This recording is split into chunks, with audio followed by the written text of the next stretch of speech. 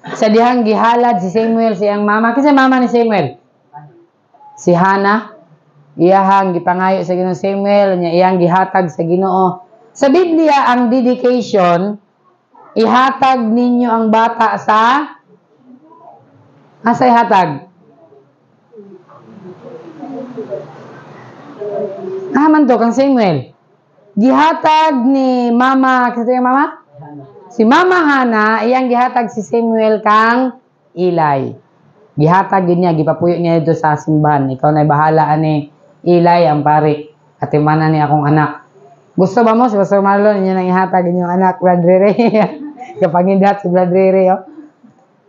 So mo na sa Biblia. But naamang ko ilahi nga terminology nga gigamit. Ang uban is bunyag. Unsa pag uban term? Halad, bunyag,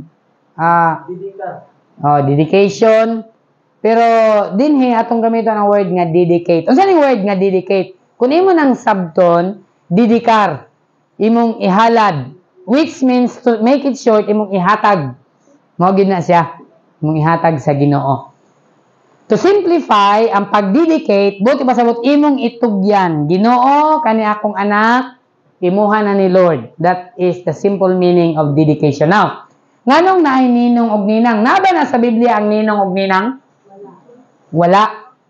Witness. Naay mo witness, of course.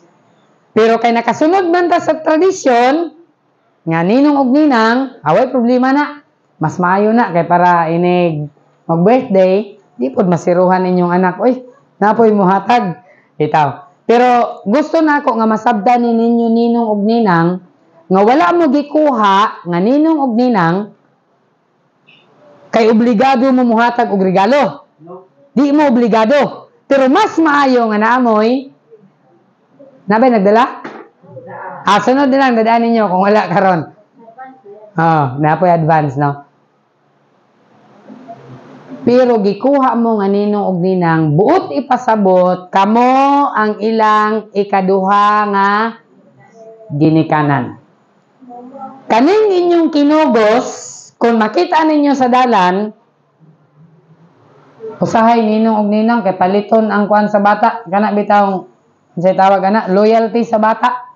Mas para close kuno sila, close kay mi ana, tungod kay ginatagan na ako siya permintig kwarta. Ayaw ba mapaghuna-huna nga ang kwarta maunay makapa-close sa relasyon sa bata sa inyo. True. Kung muhatag mo kwarta, ayaw nyo, kung mahimo lang, please, ayaw nyo dito sa bata. Sa ginikanan ninyo ihatag. Kay kasagaran gyud muhatag dito sa bata, gikuhaan nyo katungod ang ginikanan. It's good. Ipaagi nyo, Pastor, Ray, ako ihatag kang kuan. Sa pangalan ba, Ray? Akong ihatag ni, parang sa mong anak, 100. Ikaw na bahala. Ayaw ihatag sa bata. Ipaagi ninyo sa ginikanan. Nga naman, unsay rason? Kay usahay, pagkakita sa bata sa inyo, ang inyong naw, mura nag 100. Amin ko, asininong, yung una-una, 100. Ayaw. Wala may problema nang muhatag ta, pero respetuha sab ninyo ang ginikanan. Amen? Mga ninong ug ninang, ipaagi ninyo sa ginikanan. I'm sure nga ang ginikanan, musulti na sa bata, gihatag din sa imong ninong. Ingna po ninyo ginikanan na kasi may mga kapapanigikan. Kaya walo po ninyo, gihatag din sa imong ninong. Gikan ni kang ninang nimo. Kung sa may palito na to aning 100, lulipap tanan.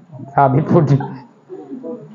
Ayaw po nyo patuyangin yung bata. Mo ganing ipaagi sa amahan, sa inahan, kay kamo ang mag-control. Kay kung ihatag ang inyong 100, lulipap ginatanan ba? Hindi ginatanan ang paliton sa 100 sa bata. Sa mga ginikanan, dili obligado ang ninong og ninang. Apan, kung kinasing-kasing nga mohatag sila, maayo. Anay encourage ninong og ninang, kung namo ikahatag, why not mohatag mo? Palit ka og frozen niya nga sanina, so okay, kay daghan, so may problema ana.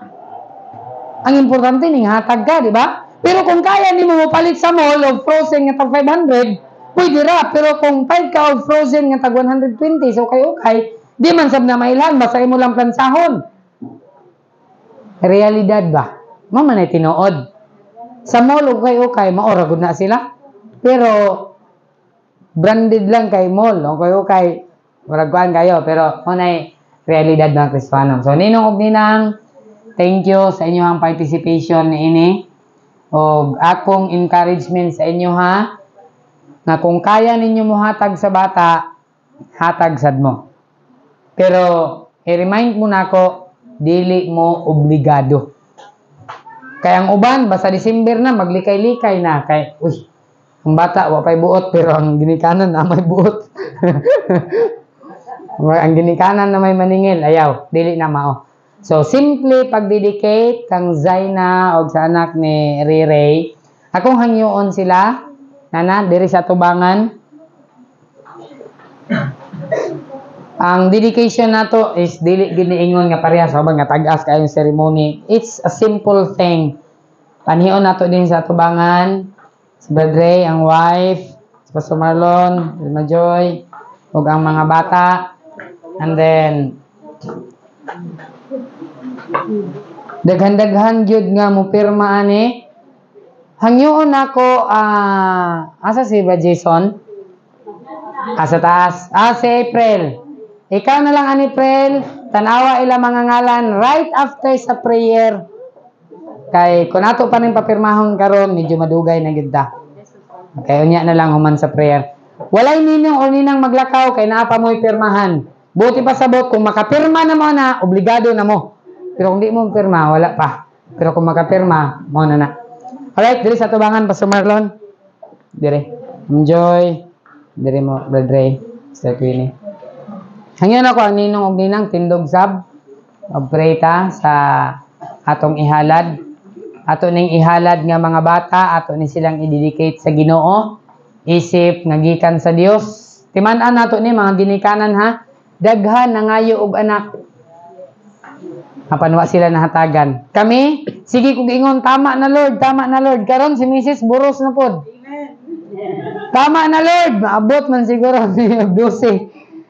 Grasya, mga panalangin. Kining bata, panalangin ni sa Ginoo. Mga ninong og ninang nga nadinhi, naiuban ipakuha ang bata, demonic na. Kung maburos nga nung mahadlok mo responsibilidad. Wa mo'y katungod, ngayon yun ang ipakuha, pero daghan gyud anak, labi na sa kalibutanon. Ipakuha ang baby, kay di pa ready, unahon akong eskwela, sayop na. Dapat priority na, kay panalangin na, nga gikan sa Dios ang bata. Alright, mag-pray ta. Ano siya pangalan niya? Abi. Abi. Zaina. Okay, let's pray. Gamahanan, langit nun, mahimayaon namo nga mahan. O Dios, dako ang among pagpasalamat, nga si Brad Ray o Sister Queenie, imong gihatagan Ginoong regalo, nga si Abi.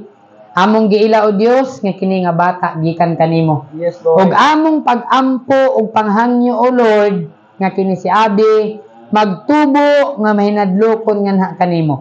Og akong ginaampo Ginoo nga ang iyang mga ginikanan usab Ginoo, hatagan nimo og kaalam pag-amuma niining bataa, pagtagbo sa panginahanglan niining bataa o Dios.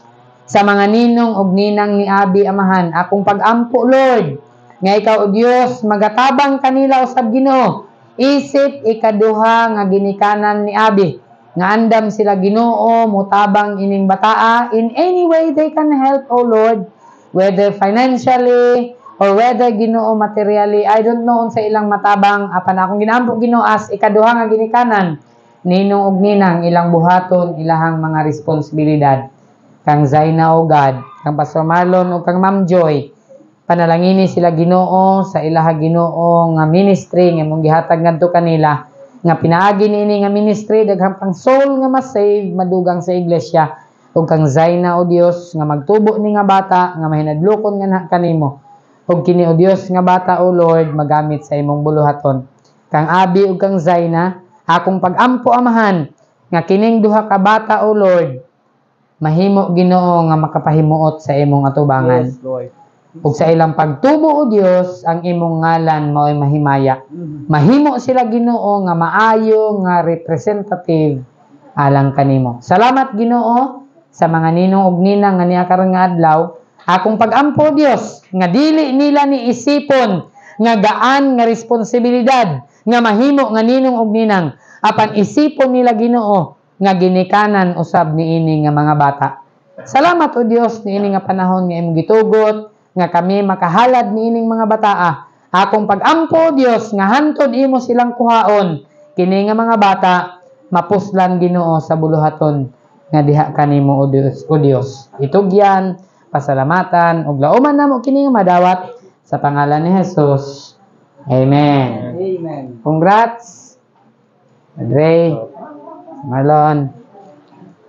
Sa tanan nga ninong og ninang, pwede na makalingkod tanan. Unya hangyoon ako si April. Isabay, ninong. Palihog, papasign. Congrats mga ninong og ninang. Hinighuman ninyong pirma, andaman na ang inyong regalo. Saan pa po? Pasayang asa dapat. Pastor Marlon, please, kani Pastor Marlon. Guys, pagkamaayo ni mo sa kinabuhi ni inyong mga minog na. Salamat Ginoo sa kinabuhi ni Mabon, sa kinabuhi ni Eden, sa Ginoo sa kinabuhi ni Abby. Ug salamat kayo Ginoo for the goodness and faithfulness for them. Continue ka Ginoo panalangin silang kinabuhi. Try ka Ginoo mag-provide, ug mga Ginoo mag-grant sa mga heart's desire kung tinagsubay sa mga kaubuton para sa inyong kinabuhi. Okay, balik ka na kanimo Ginoo ang tanang dumog. Himaya, O God, sa pagkamaayo nimo sa among kinabuhi. In Jesus' name I pray. Amen. Once again, happy birthday.